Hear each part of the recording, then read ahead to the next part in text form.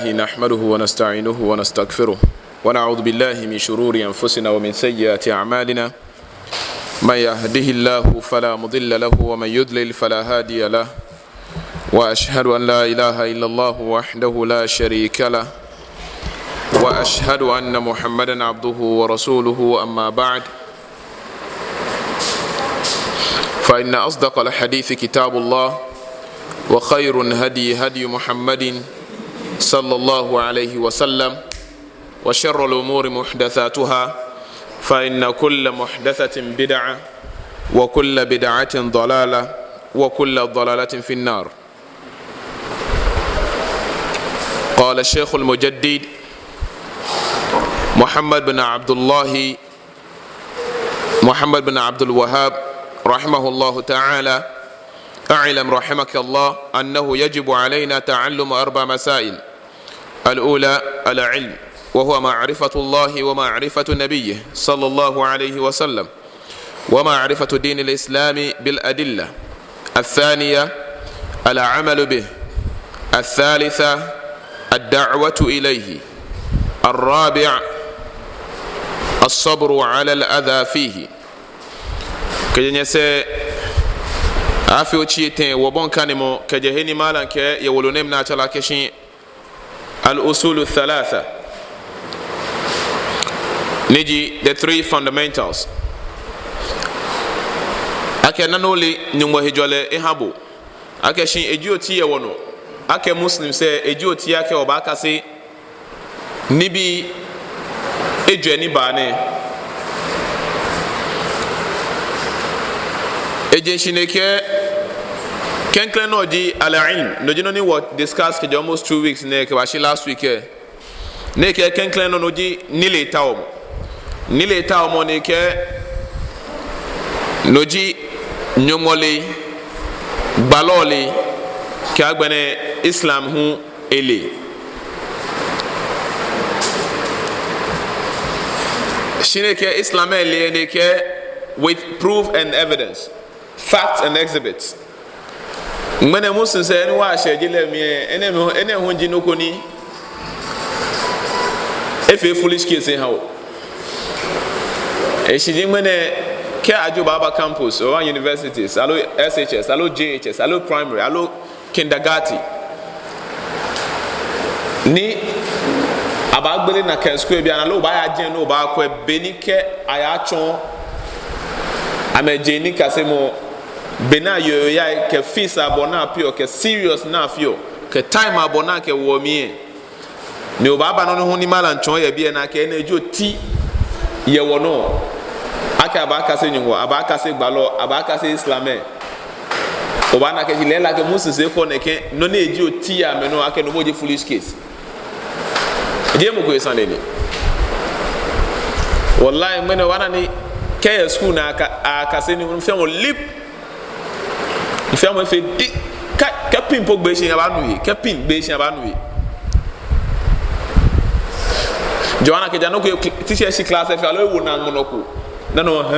ye class e si ke je na ka o ba ke mo ko be classroom me sanu o afi oto ke bo ye school ko bo o le ni twa lo school ko yo ma se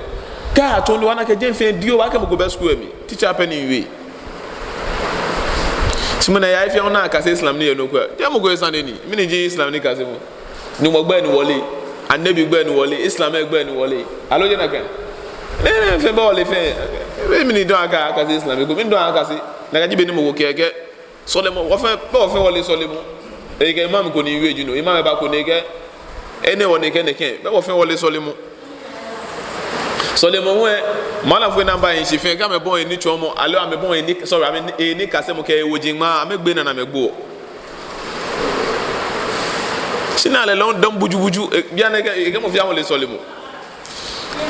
ajo baba no ba wi no ko about solemo ko bi atmo last no wi about maghrib solemo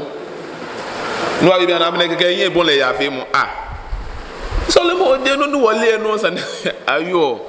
wallahi na kajibe na ko islam ni ka se mo gbene sino ni mala wi age se ene eji otiye wono yajibu alaina eji otiye wono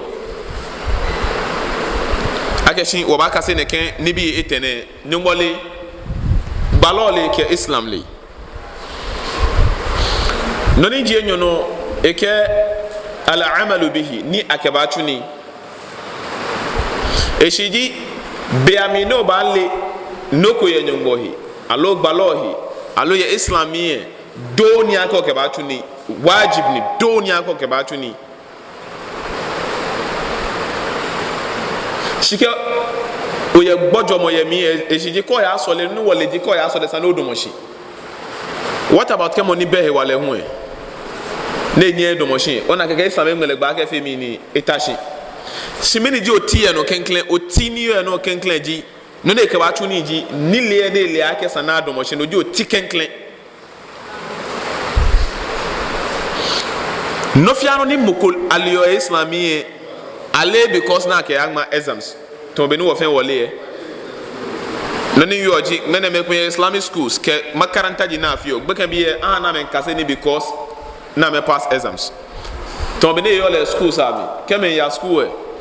e kase ni bona fe ni e pass exams na egbe na ya na no chumo na echu na certificate islam ni kase mo ho e akase ile na kan akase le bona fe ni ana certificate alo bona fe ni akiyama exams akase o bona fe na kechu ni oye bia me na acho gbe kan bia ni e ba fe bo na akpa ko ba ya school aluma karanta na acho gbe kan bia qur'ani ke sunna ne ni sane no yo ne no sike ka haye moko ni leba beje na etumo jeme ha me wa bia ka be mi ni chose mo ake ha me chose mo be mi acho ameni acho ambe na asolio sanika aba asolie teacher fonyo edomo si ne kwa keshi no na echo ame na kan no ama afi alonje sande longe wa do gbe na ni na jante to mo ni ne wo ne domoshi law ne kan de njaje sande ni wallahi no your practicals and your ina amete me pia na kan mugubo na doctor ya fiki umi PhD ni ya fiki umi ele no ni yo sole mo mi fe sike badon ne ya sole sura se kemo ke ishidomo fe kwa je sande je ake ele ke batashon le ba chombo sike badon wa shake ba apply je sande o nini to ma wiaji no fe no wakaso e bi ene doni ake ke wakaso ke ba chuni so ke e according to Quran ke sunna al mutahhara sunna ni hadithi ni sahihi ni agbala sa ke sana ke chuni alo sana ke chuni doni ake sana obo mo de ake shite ba fete nke chuni esi ji moko dane ke ba sole do mo shi na kan lanta shi da mo de ke ba ko ki ba dane de ba sole ke do mo shi si bia me na ba asa ke shi sahaba me ke bi na me do mo shi ne america me ne go north east ke south west shame ke am wabi am atraf na qadabain am wabi na fege am ke face of east na e ko le ko mo ono mo sine kan we ka dino o boy o mo de akete ba fe ki dia ne ma do mo si o ba da de kana fese o practice de ke ni na o si ta no bi akete ba fe kan ma do mo si ina ne ba fe kibla ga ne ni jo ba ni no te la ake ni ne takbir ka ha fe waji fese ni ame ya ko ni de fe kibla ni wa bi e wo chala si je neke ni je neke o si mo neke ida ka ba tu ele ko alo chi le te ba fe ni neke no ni ijo ba ni ni ba ni because all ki a ko mo bo ni na ko ke ba tu ni o ba mo si lo do si da ni si o ni no ni no so ba ni lo do si da ni e ba te to mo ye ni amele no fiaro na ke ake hanu mi she ele no self mo ekwa fe TV no ele bi na your love ele bi na ekwa ni bi fe ni your TV no ele fe e kan de fe ele sikuma ke si yepi na me ga me wu me yo na me ka se no me ga tun ni lo je no me ga tun ni si je ake ele si e kan no tumo e fiol ani how ene e wo ke ha ni egmala shi ne mi egmala shi ne mele mine wo e fele ani how ke no ne le e ke ba tuni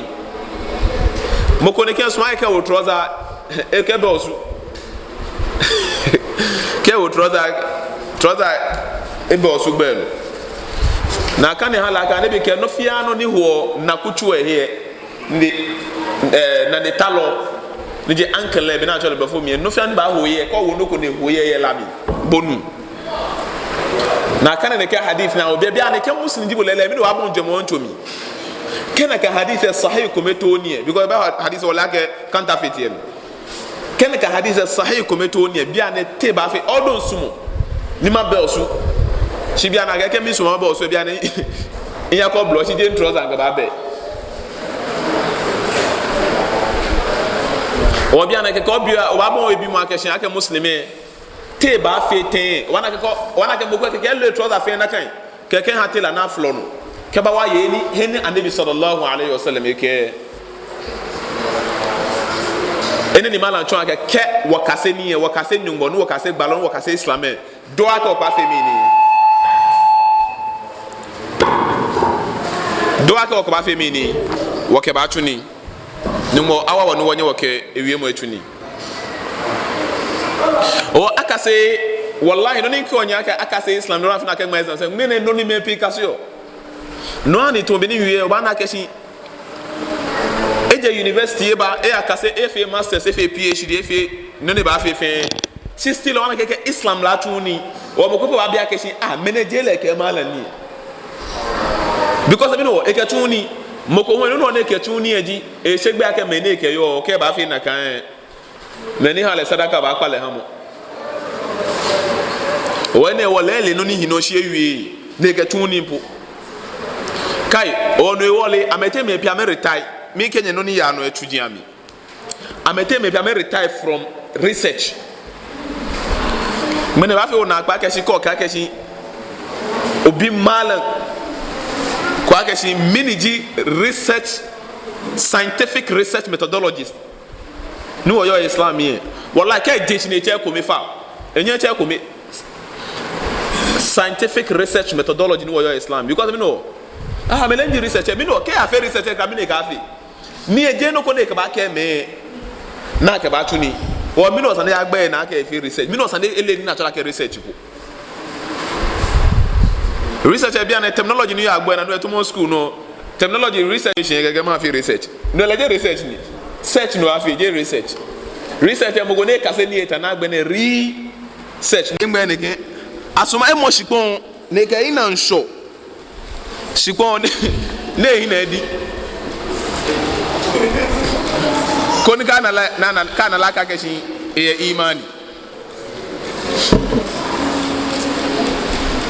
wallahi baby me be ken na me ina di ina e ni ke di e be imani ni me fia mo ne so le neche like e so le che to 20 years 40 years